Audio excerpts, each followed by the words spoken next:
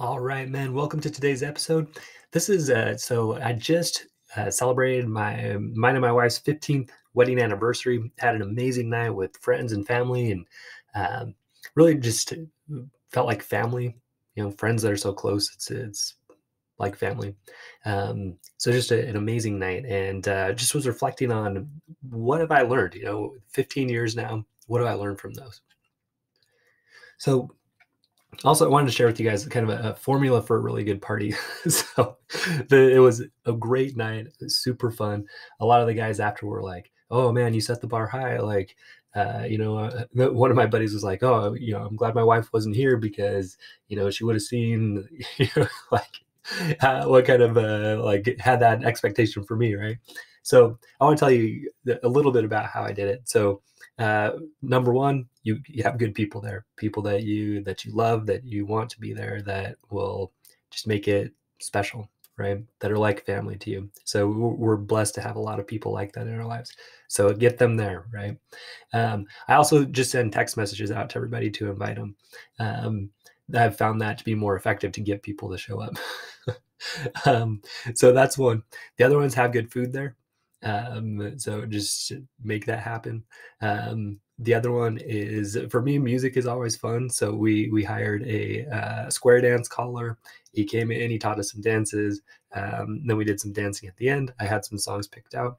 Um, I also, this was kind of maybe not something you would have to do, but I did. I wrote a song for my wife and performed it, and just kind of told the story of our marriage. And it was really meaningful to me and meaningful to her. And I think that'll be a real kind of treasure for us to look back on. Um, so we did that kind of in the middle and finished the night with dancing. You want to end kind of on a happier note for the most part for a party. Um, but that's about it. The guy I used, his name's Ray Rea. Ray, last name is Rhea. He's in Utah, so we definitely recommend him as a guy to be your DJ and square dance caller. He and his wife did a great job.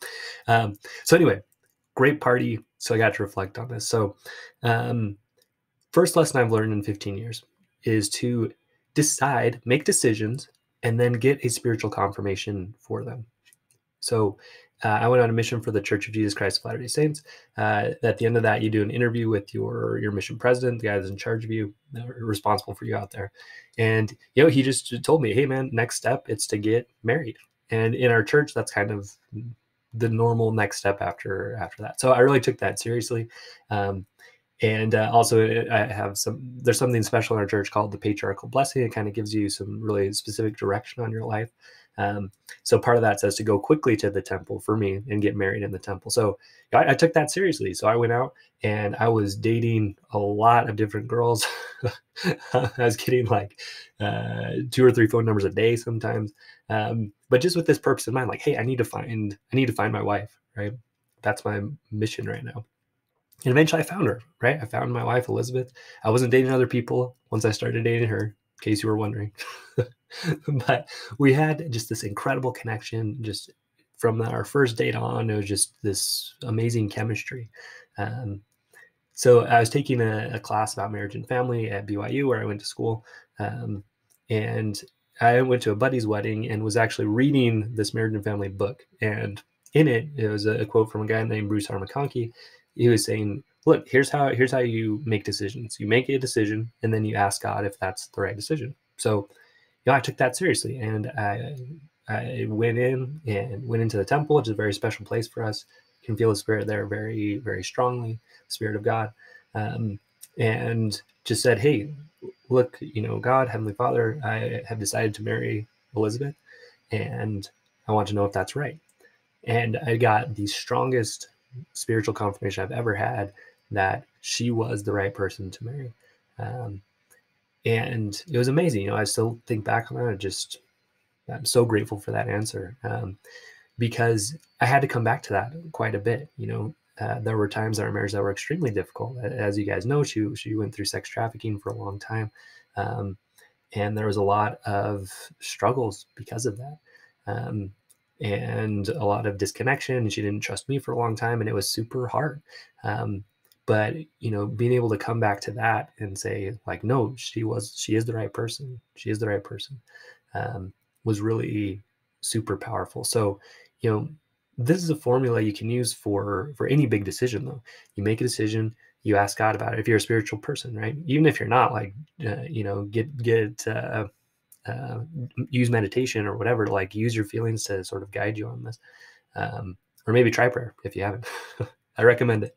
Um, so the other thing I realized, right, through this was the real purpose of marriage. Sometimes we think it's, oh, like happily ever after, everything's going to be great. But to me, marriage is really about becoming the best possible version of ourselves. Like God gave us marriage so that we could do that, so we could grow into the best version of ourselves. I call it the ultimate self-improvement course. And it's definitely been that for me. So the second lesson that I've learned over these 15 years is to have faith and let people help.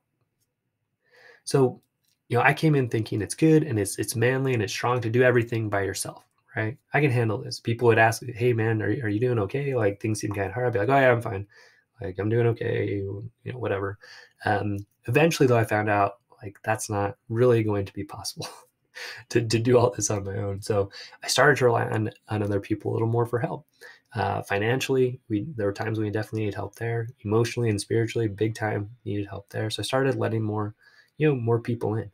Um, and it felt good. I let my work people know things were hard. I let people at church know. I let my family know, and people were able to rally around and be there for me. The other thing though that I started to realize over time is I started to have more faith. Okay? So started believing that God would put people in our path to help us, help both of us, me and Elizabeth and our kids, right? And as I started to believe that more, as I started to realize, like, hey, listen, God cares even more about my wife than I do. God cares even more about my kids than I do. Like, I have a responsibility for sure. I want to be a good husband and a good father, but it's not 100% on me to have them have a good life or to help them get through their hard things, right? God's going to help them and he's going to send other people to help too. And as I started to really look for that, I really started seeing it a lot. So Elizabeth was able to find a great therapist. I was able to find, people I could talk to, great friends, great church leaders, family members, right? Uh, People in our church that showed up and just in big ways to help us. Even some famous people. Elizabeth was able to get to meet Marie Osmond and David Archuleta, who were huge, had a huge impact on her. I'm so grateful for them and then the type of people that they are. Um, and so it was just amazing. Like as I stepped back and started to just trust, just have faith, like God will help her. God will help us and he'll send people, right? I just started seeing them show up and it was just so amazing. Really increased my faith and belief in God. And again, like God's gonna let me more, he's gonna let me know what my part is in it, but I don't have to do all of it, right? He cares even more about her than I do, and my kids and me. And so I can trust that he'll be there. So that's been a big lesson and a super powerful one. So, third lesson, you've heard me talk about this a lot, is happy wife, happy life is a lie. It really is. Okay, it's conventionalism, but it's not true. Um, so I grew up, I was kind of the guy in my family that helped people deal with their emotions, help manage conflicts at home, and I got pretty good at helping people, quote unquote, be happy. I was pretty, liked in high school and college and stuff like that. In part because I'd learned this skill, right, of how to help people manage people's emotions around me, or that's a misnomer, but that's the way I looked at it, right? Manage people's emotions. So I also grew up believing that my accomplishments decided my worth. And I'm really just starting to break free of that a little bit now and see it more as the things I accomplish are great. It's fun to learn how to start a business. It's fun to learn how to dunk a basketball. I did that recently. That was cool. It's a cool thing, but it didn't change my value as a person, right? And that's what I'm starting to realize. Yeah, I want to learn these skills, but it's not because I think I'm going to feel a million times better when I do or be worth more, where I used to believe that. And so the hard thing is when you believe that, you think life's going to be so different when you accomplish whatever, and then it isn't and you're disappointed. So now I realize, like, hey, my life is still going to be, there's going to be ups, there's going to be downs. When I learn this skill, that's going to be great, but it's not going to change my value as a person. So anyway, we went to our wedding lunch, and one of the people stood up and said, "Oh, hey, like happy wife, happy life." And I actually hadn't really heard that phrase that much until that wedding lunch, but that really clicked, and I was like, "Okay, like this makes sense." So if I make my wife happy, that means I'm successful. So again, that kind of hit my two core things, which were help people be happy and succeed, like have this accomplishment. So I just went about like really trying to do that, trying to do everything to make my wife happy. But the flip side to this is, and sometimes I did a pretty good job of that, but the flip side was, look, if my wife's ever sad or angry or having a hard time, that means I'm a failure, right? That I'm not making her happy, and so I'm failing. And so it led me to really going crazy, trying to do what I could to make her happy when she wasn't. I felt like a failure, and I was trying to do something that's impossible, which is manage another person's emotional life, right? It's just not possible. Okay. The other thing that's weird is it put this extra pressure on her to try to be happy all the time. I mean, if she wasn't, she felt like she maybe couldn't be unhappy, because then I would feel bad and like a failure. So it's just a bad cycle when you're trying to manage each other's emotions. So finally I realized, and Jody Moore really helped me understand this. Like, that was the podcast I was listening to where I realized, like, I'm not responsible for emotions, right? Happy wife, happy life. It's a lie. Okay. It really is. You can't make someone happy. You can't make them sad or depressed. Like if like what if when you're trying to make people feel mad or sad, that's called manipulative. When you're trying to make them happy, that's called good. But either way, it's manipulative. Okay. Now, where I was confused about this at first is, well, does that mean I just don't care then, and I'm just rude all the time? Because I did try that for a little while, and I didn't feel good, and she didn't feel good about that. But the difference is you can choose to still do kind things. You can choose to try to make a special event. You can choose a gift that you think your wife will like, just because you want to be that kind of husband. So I call that moving the win, right? It used to be my win was seeing her smile or seeing her, be happy. And now my win is, hey, like, am I behaving in a way that is kind? Am I behaving in a way that shows love? Do I feel love when I'm doing this thing, right? Now, the weird thing is, when I started doing it for that reason, that's when I started to get more appreciation for what I did. That's when she really felt more free and happy. Okay. It's a paradox, right? The more we try to make someone feel something, the harder it is for them to feel it. The more we just serve because we want to and we're not expecting something back, actually, the more we get that happiness and appreciation, all that back. It's a paradox, guys, but it is true. Fourth big lesson: intimacy requires bravery. So my model used to be, and a lot of marriage therapists teach this, is to just validate each other in everything. Whenever whatever your wife says, agree with it, right? Tell her, oh yeah, that's true. That makes sense. I'll also, like, don't say anything that might upset your wife, right? Because again, it goes back to the idea of happy wife, happy life. If I say something that's going to upset her, that is a failure, because she won't be happy about it, right? And so what can happen is you end up hiding important parts about yourself or important things that you want in your marriage, start shutting down the things that are important to you, and eventually that gets unbearable. Okay? But a really strong marriage, it requires sharing things that the other person might and probably will not like, okay, but that are important to you and true to you. So I've shared some of these examples, but these are kind of the biggest ones that have helped form our marriage. Is my wife sharing her questions about our church. So to me, that was really hard, because those beliefs are so important to me. Her having questions felt very threatening to me, but it was important to her, right? It was core to who she was and how she saw the world. And she was brave enough to share that with me. And I'm so glad she did, because eventually that led me to understand better that big breakthrough that I said before, that, like, God's in charge. He's watching out. Like, I'm not responsible for my wife's eternal salvation or my kids, right?